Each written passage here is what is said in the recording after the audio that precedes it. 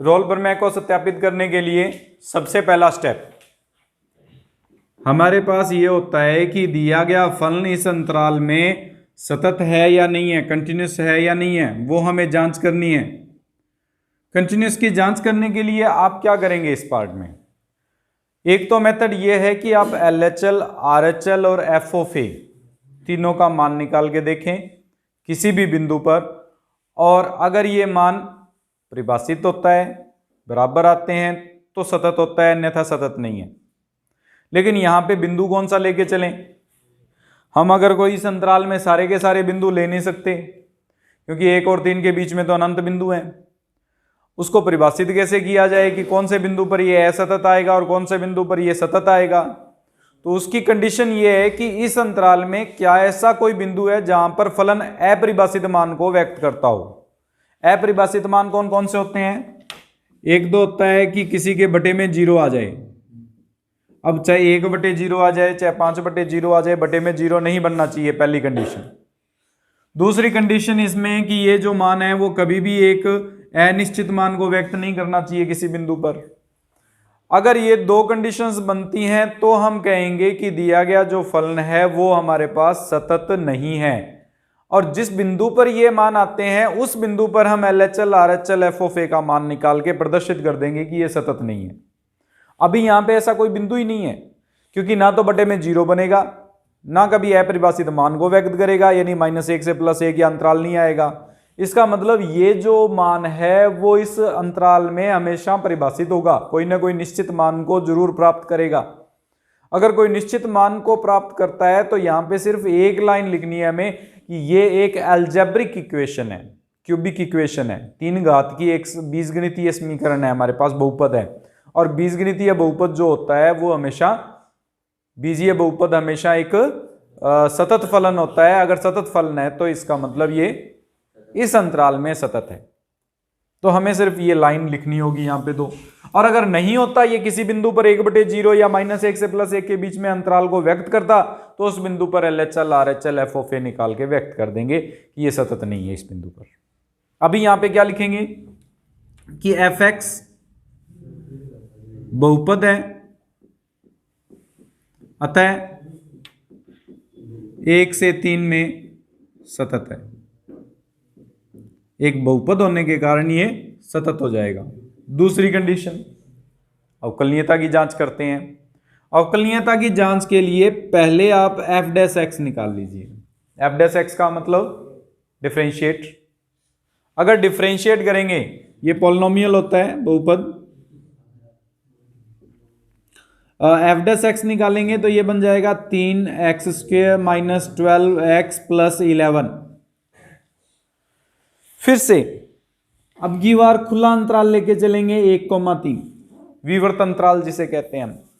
इस विवर्त अंतराल का मतलब है कि 1 और 3 इसमें शामिल नहीं है, इसके बीच में जो भी बिंदु हैं उन पर जांच करनी है हमें। इस अंतराल के मध्य ऐसा कोई बिंदु है जहां पर ये किसी के बटे में 0 बना दे, या फिर -1 से +1 कोई अनिश्चित मान को व्यक्त करता हो? ऐसा कोई मान नहीं है। अगर ऐसा कोई मान नहीं है तो यहां पे हम सीधा लिखेंगे कि fx जो है f' अंतराल 1 से 3 में परिभाषित है, यानी अपरिभाषित मान को व्यक्त नहीं कर रहा है। अतः fx अवकलनीय है। यह अवकलनीय की कंडीशन जो सेकंड कंडीशन थी रोल्स थ्योरम की, वो सत्यापित होती है। तीसरी शर्त के अनुसार 1 का मान निकालेंगे। 1 का मान निकालेंगे तो 1 - 6 + 11 - 6 0। 3 का मान निकालेंगे 27 - 54 + 33 - 6, कितना आ रहा है? 60 0। दोनों बराबर आ रहे हैं। इसका मतलब रोल प्रमेय लागू हो सकती है। हम रोल प्रमेय का सत्यापन कर सकते हैं इसमें।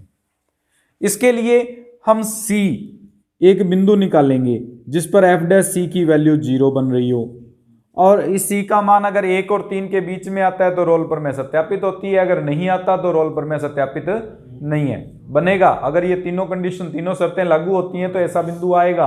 और वो बिंदु क्या होगा वो भी हमें निकालना है। एफ डैश ये रहा, अवकलन किया था हमने, ये रहा। इसमें x की जगह पर क्या रख देंगे, c, तो 3c² माइनस 12c प्लस 11 बराबर 0। c का मान निकालो। अगर द्विघात समीकरण है, अगर सीधा आपके पास गुणनखंड होके हल कर सकते हो तो आपकी मर्जी है, गुणनखंड किया जा सकता हो तो, और नहीं किया जा सकता हो तो हमारे पास एक विधि है, श्रीधराचार्य विधि। श्रीधराचार्य विधि के अनुसार c का मान निकालेंगे तो यह आ जाएगा 12 प्लस माइनस b² यानी 144 माइनस 4 गुना 11 × 33 बटे 2 गुना 3, 12 प्लस माइनस अंडर रूट, यह बन जाएगा 132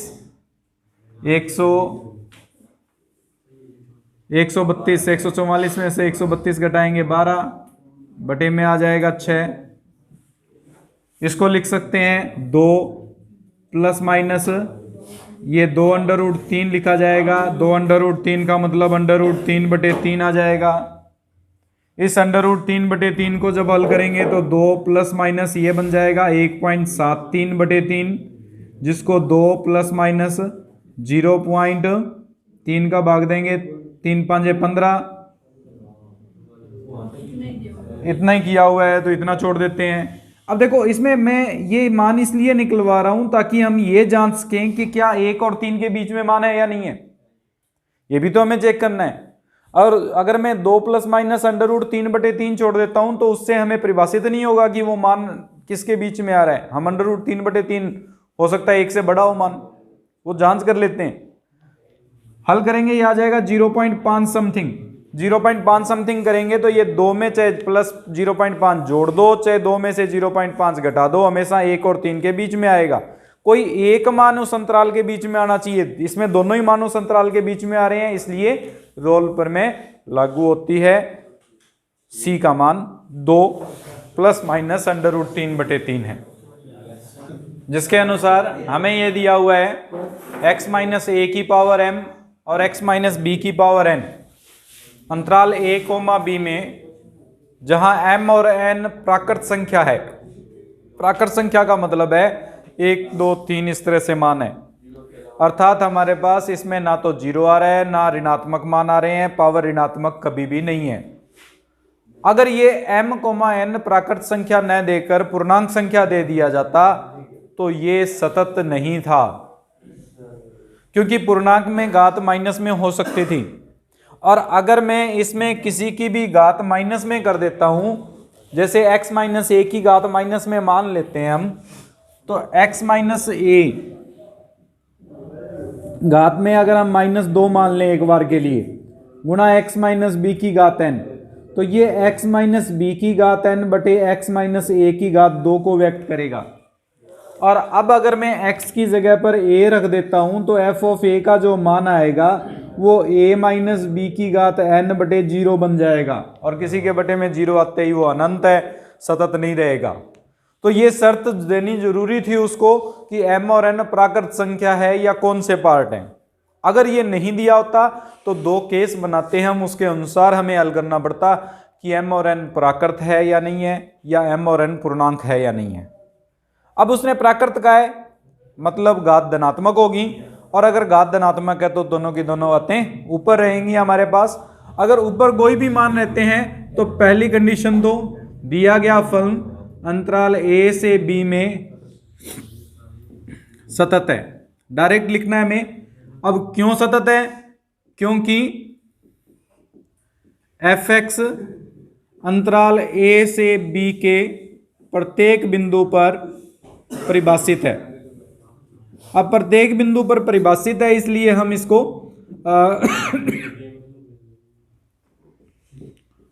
सतत कहेंगे, अपरिभाषित मान को कभी भी व्यक्त नहीं कर रहा है। उसके बाद में दूसरी स्थिति f(x) f' निकालेंगे, अवकलन करेंगे। अवकलन गुणा का नियम लगेगा,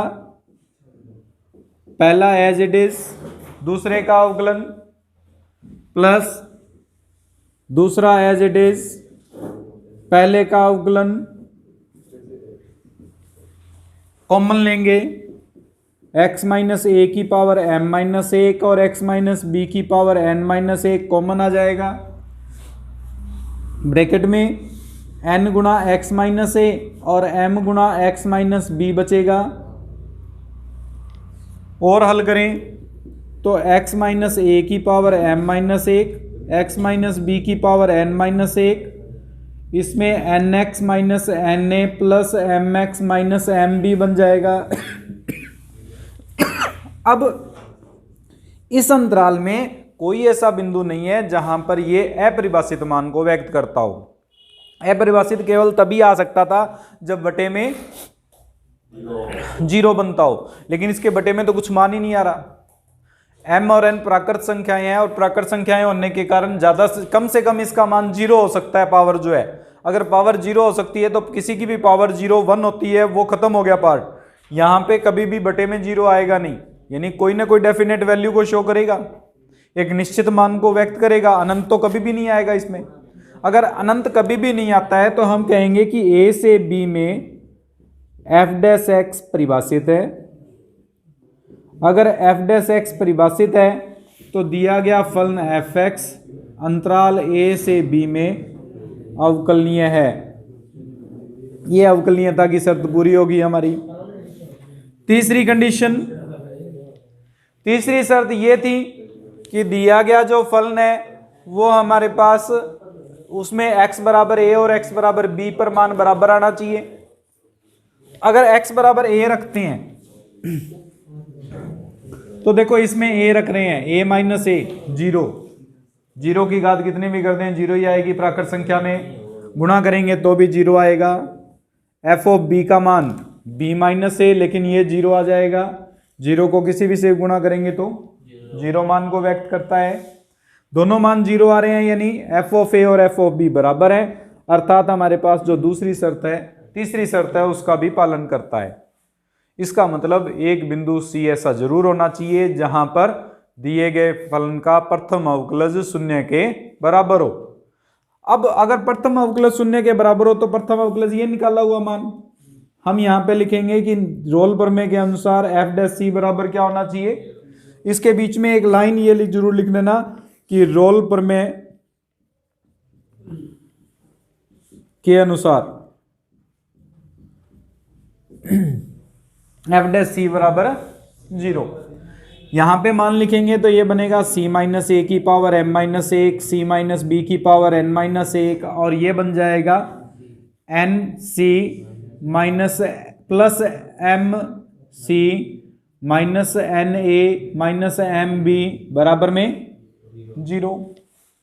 अब ये तो 0 हो नहीं सकता, ना ये 0 ले सकते, क्योंकि c का मान a और b के रूप में नहीं परिभाषित करना है हमें। a और b के मध्य कोई बिंदु आना चाहिए, a और b को शामिल नहीं किया जाता कभी भी, इसलिए ना तो इसको 0 ले सकते और ना ही इस पार्ट को 0 ले सकते। तो ये पार्ट 0 होगा।